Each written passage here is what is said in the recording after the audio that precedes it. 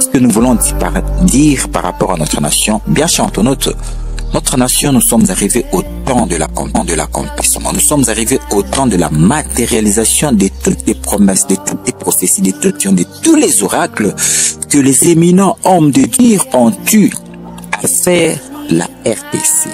Des gens comme les 4 messagers de Binza, ils ont eu à donner des révélations, des oracles sur notre nation pour l'avenir.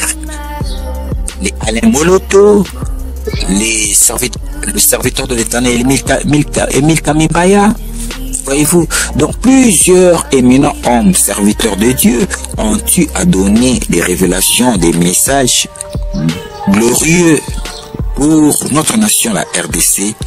Et à l'heure actuelle, bien chantons, nous sommes arrivés au temps de l'accomplissement. Voilà pourquoi il est impératif que l'Église, corps de Christ, puisse comprendre quel est l'instrument pour la matérialisation, la concrétisation du plan de Dieu en ce temps-ci.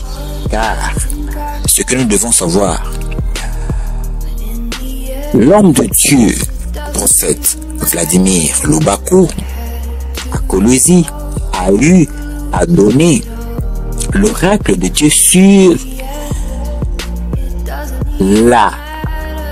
l'élévation d'une femme à la tête du gouvernement à l'avenir.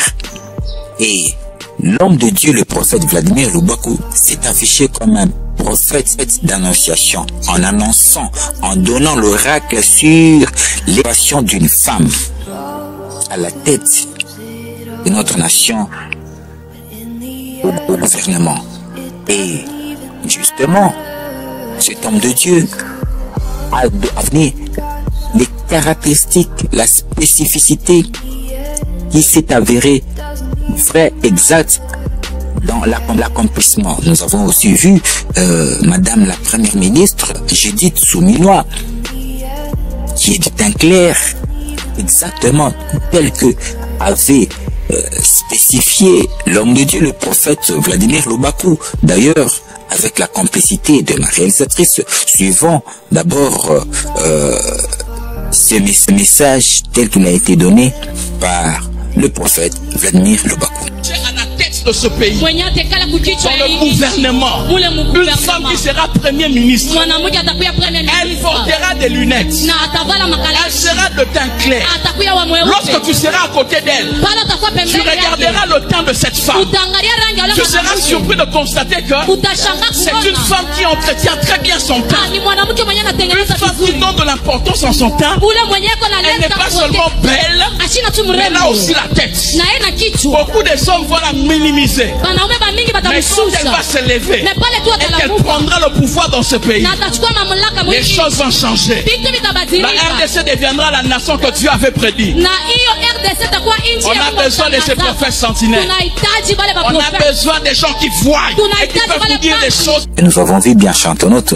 Donc ce que nous devons savoir, le prophète Vladimir Lubaku s'est affiché comme un prophète d'annonciation. Il a annoncé l'oracle. Et nous sommes au temps de l'accomplissement de cet oracle. Et effectivement, Madame la Première ministre, Judith Souminois, a été nommée et élevée comme Première ministre tel qu'il a été spécifié. Et nous sommes maintenant, nous devons voir la suite de cette prophétie qui est l'émergence, le développement de l'économie de cette nation. Et justement, Madame la Première ministre n'est rien d'autre que l'image de l'Église hors du Congo, car l'Église est une femme et l'épouse de Christ. Or, le 23 juin 2019, le président de la République avait élevé notre Seigneur Jésus-Christ à la tête, à la magistrature suprême de cette nation. Il lui avait confié, il lui avait dédié la nation et il avait remis le trône de cette nation entre les mains de notre Seigneur Jésus-Christ. Notre Seigneur Jésus-Christ trône en roi dans cette nation, la RDC. Et or, bien cher internaute, notre Seigneur Jésus-Christ, il est la tête de l'Église. Voyez-vous?